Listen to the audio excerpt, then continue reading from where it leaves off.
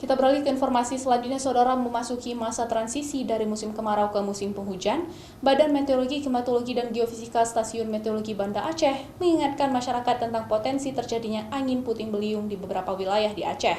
Masyarakat diminta mewaspadai terjadinya cuaca buruk di masa transisi tersebut. Aceh saat ini berada di penghujung musim kemarau.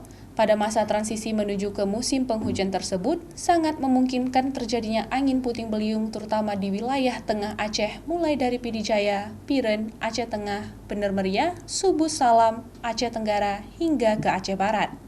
Puting beliung merupakan fenomena biasa dan alamiah yang biasa terjadi terutama ketika akan terjadi hujan lebat yang disertai petir dan angin kencang yang berdurasi singkat.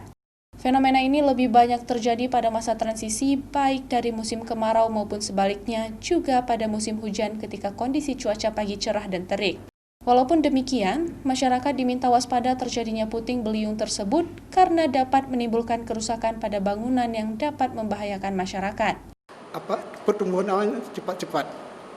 Pertumbuhan awan kita dapat lihat seperti bunga kol, di bawahnya ada perbatasan yang sangat mencolok seperti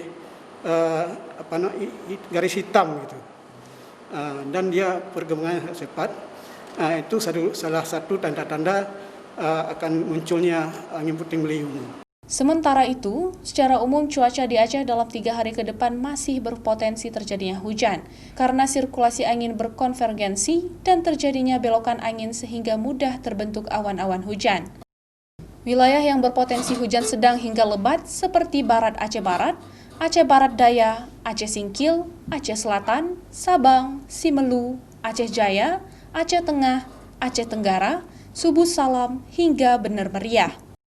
Sementara wilayah dengan potensi hujan ringan hingga sedang seperti Aceh Besar, Banda Aceh, Sigli, Pidi Jaya, Biren, Aceh Utara, Lok Semawe, hingga ke Aceh Tamiang.